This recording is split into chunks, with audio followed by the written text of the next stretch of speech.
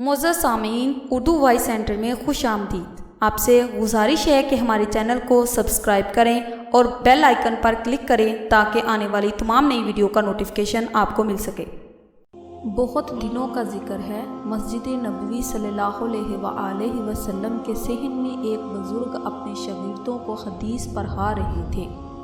مسجد نبوی اس مسجد کا نام ہے جو حضرت محمد صلی اللہ علیہ وآلہ وسلم نے مدینہ شریف میں اس وقت بنائی تھی جب آپ مکہ شریف سے ہجرت کر کے مدینہ تشریف لائے تھے۔ یہ بزرگ اپنے زمانے کے مانے ہوئے عالم تھے۔ دور دور سے لوگ ان سے حدیث پڑھنے کے لیے آتے تھے۔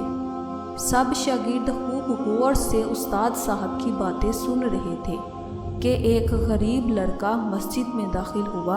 اس کا لباس بہت معمولی تھا اور نہ اس کے پاس تختی تھی نہ قلم دوات، لیکن اس کے چہرے سے شرافت ظاہر ہوتی تھی۔ لڑکا مسجد میں داخل ہو کر چپ چاپ ان لڑکوں کے پاس بیٹھ گیا جو حدیث کا سبق پڑھ رہے تھے۔ سب طالب علموں کے پاس قلم دوات اور کاپیاں تھیں اور استاد صاحب جو کچھ پڑھاتے تھے وہ ساتھ ساتھ لکھتے جاتے تھے۔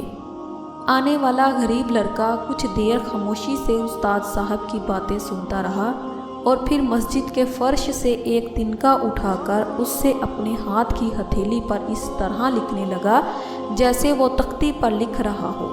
کبھی کبھی وہ اس تنکے کا سرا اپنے منہ میں لے کر اسے تھوک سے بھگو لیتا تھا، یوں جیسے قلم کو روشنائی سے بھگو رہا ہو۔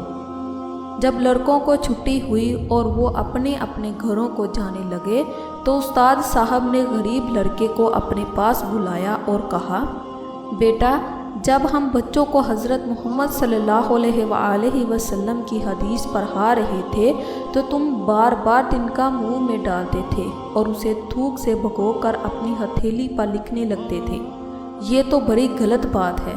لڑکے نے ادب سے جواب دیا، جناب، خدا نہ کرے میں حدیث کی توہین کروں، بلکہ آپ جو کچھ پڑھا رہے تھے اسے لکھ رہا تھا۔ استاد صاحب بولے، اگر یہ بات ہے تو آگے آؤ اور ہمیں اپنی ہتھیلی دکھاؤ۔ غریب طالب علم بولا، جناب، تھوک تو خشک ہو گیا ہے، میرے ہاتھ پر اب کوئی نشان نہیں، پھر تم نے کیوں تھوک اور تنکے سے لکھنے کی کوشش کی؟ یہ بات تو معمولی عقل والا بھی سمجھ سکتا ہے کہ تھوک تو بہت جلدی سوکھ جاتا ہے۔ استاد نے کہا، لیکن جناب، میں ایسا اس لیے کر رہا تھا کہ مجھے وہ پورا سبق یاد ہو جائے جو جناب پڑھا رہے تھے، اور خدا کے فضل سے مجھے وہ ساری باتیں یاد ہو گئی ہیں۔ اگر آپ فرمائیں تو میں سناؤں؟ استاد نے فرمایا، ہاں سناؤ۔ اس غریب لڑکے نے وہ ساری حدیثیں بالکل ٹھیک ٹھاک سنا دی جو استاد صاحب نے پڑھائی تھی۔ استاد نے اسے سینے سے لگا لیا اور کہا، پیارے بیٹے، روز پڑھنے آیا کرو، ہمیں یقین ہے کہ تم بڑے ہو کر ایک بہت بڑے عالم بنو گے۔ استاد صاحب کی یہ بات بالکل سچ ثابت ہوئی۔ وہی غریب طالب علم بڑا ہو کر امام شافعی رحمۃ اللہ علیہ کہلایا اور ایسی عزت اور شہرت پائی کہ ایسی عزت اور شہرت خاص لوگوں کو ہی ملتی ہے۔ سبحان اللہ۔